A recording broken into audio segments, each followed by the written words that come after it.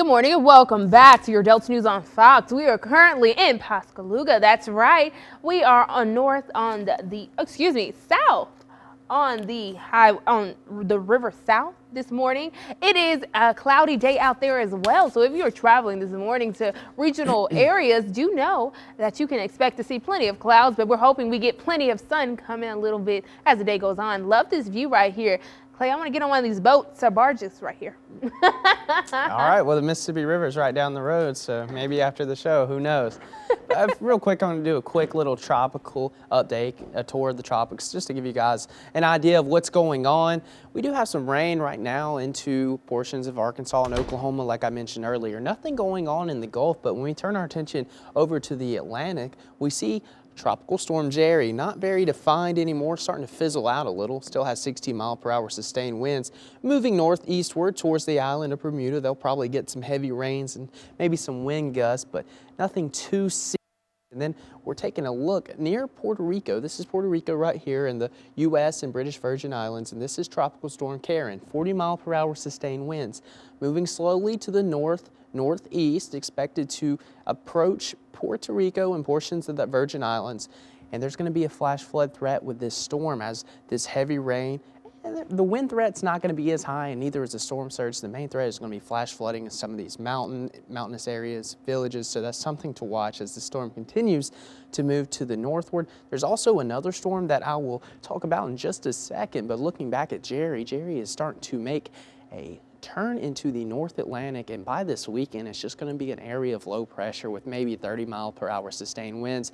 It will come really close to Bermuda with about 45-mile-per-hour winds, but the main threat is going to be swells off the coast and then rip currents, of course. So if you've got family that is at the island of Bermuda, just make sure they're not getting in the water over the next couple of days, because there is going to be a strong rip tide and they might see a little bit of rain. But this storm is starting to fade pretty quickly, and we also have Karen making that northward track into Puerto Rico. Going to give some heavy rain to these islands over the next couple of days. But as it moves north, look at this hard turn that it takes towards the east coast of the United States.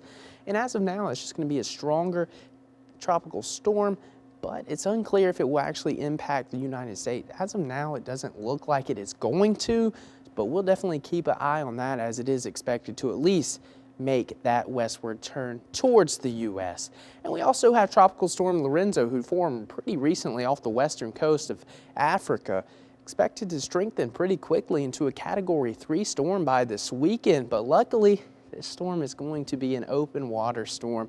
No land anywhere in sight, so this is good news. Tropical update.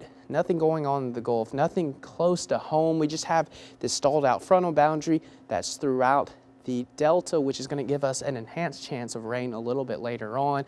Do have some heavy showers north of Little Rock and into portions of Oklahoma and Texas, but this morning we're pretty good, like we saw on all of our weather cams. Not too much going on, just some clouds out there, but later this afternoon that may change.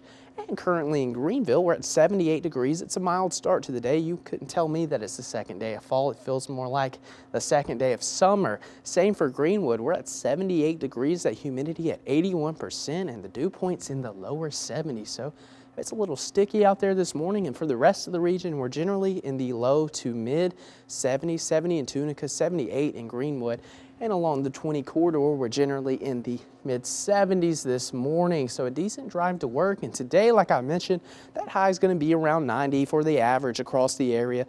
We will see that chance of an isolated thunder shower. That is definitely going to be between probably 2 and 8 p.m. Late afternoon, early evening is going to be our best chance, and we'll keep those partly cloudy skies with a north-northwest breeze at 5 miles per hour. And tonight we'll drop back into the upper 60s. We'll see a chance of a lingering shower early, but that's going to fade away pretty quickly, and we'll be left with these partly cloudy skies and a calm wind. And Halloween countdown is underway, Faye, 37 days, and then it is Halloween. We're getting there. Now that fall is here, we can start ramping up for those Halloween festivities, get our pumpkins ready to be carved. But the 7-day is just not reciprocating with that. It's a lot of heat. It looks more like I mentioned earlier, a 4th of July forecast opposed to a Halloween forecast. What do you think, Faith?